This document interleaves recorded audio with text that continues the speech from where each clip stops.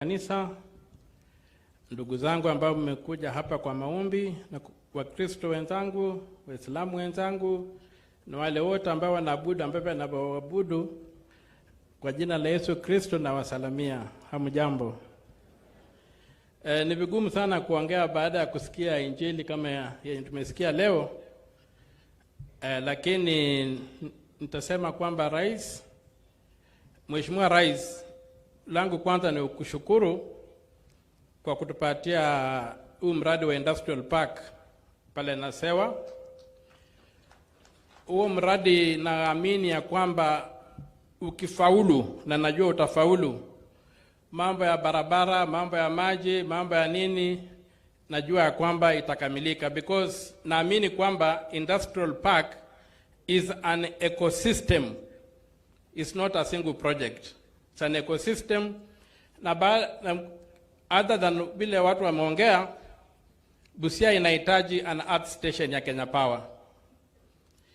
Mtukufu Mheshimiwa Rais, tukipata stress kidogo kwa national grid, au ndugu zetu wa upande huu ambao wako na earth station wanazima, Busia inakaa kwa darkness.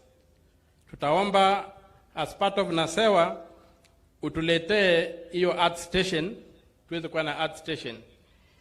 Na Mheshimiwa Rais,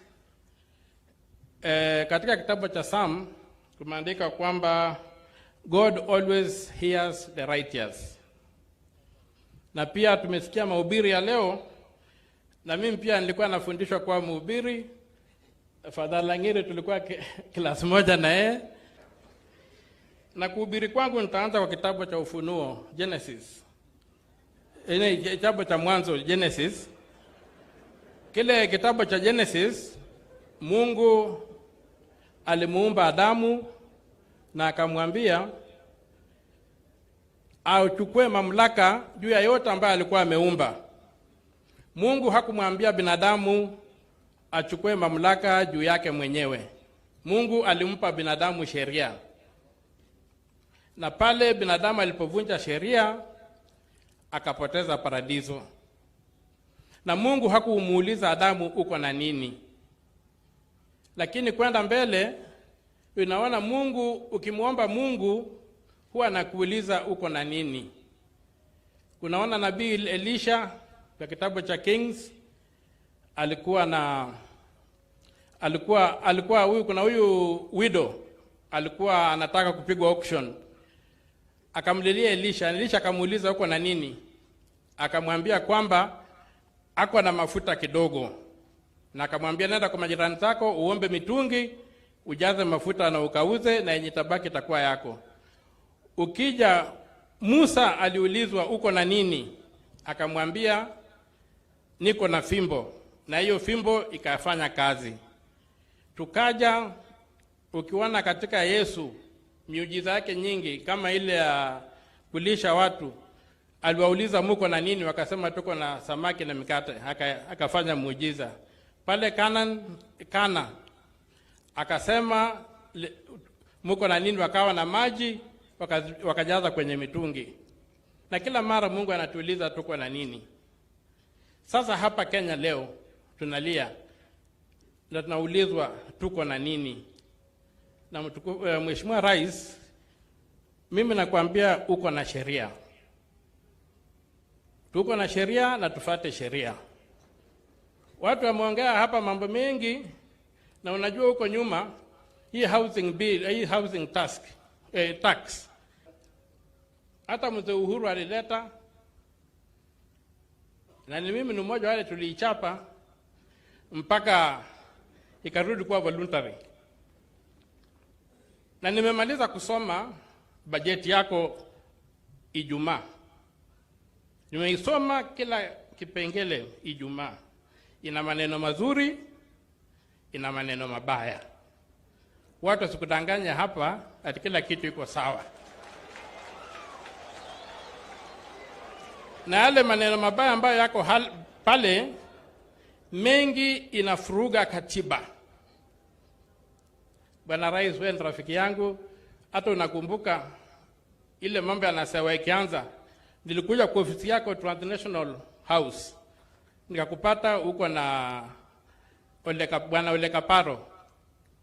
Tukaongea, nikakwambia nataka kwenda kotini na naenda kupanda bus ya jioni niende Bungoma ni file case. Ukani encourage, ukachukua shilingi 30,000 ukanipatia, akasema tumia hii ikusaidie. Huku jua nilikuwa na shilingi 2,000 peke yake. Na nikaenda na tukafanya hiyo kesi, ikaendelea miaka 8.5 na kiwanja ndio hiki kilirudi kwa serikali. Na tena wewe sasa ndio unajenga industrial park. So safari ya Nasewa ni safari yako. Ulichangia pakubwa. Kwa sababu nilikuwa na shilingi 2,000 ukanipa shilingi 30,000, sio ilibadilisha mambo. Ndio nasema wewe ni rafiki yangu, lakini mbele ya katiba ni rafiki yangu mkubwa kuliko wewe.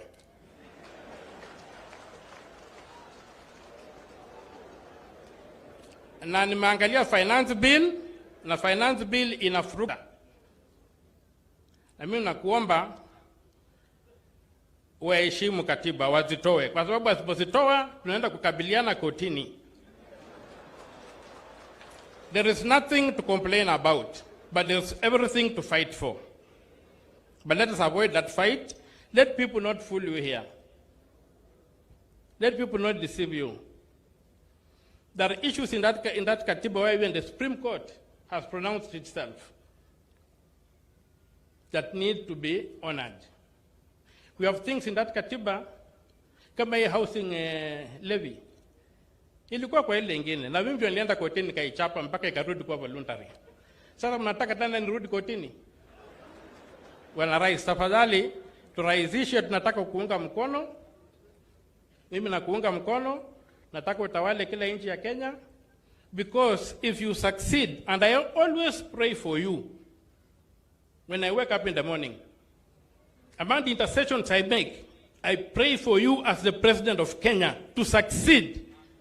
Because if you succeed, Kenya is better off for everybody.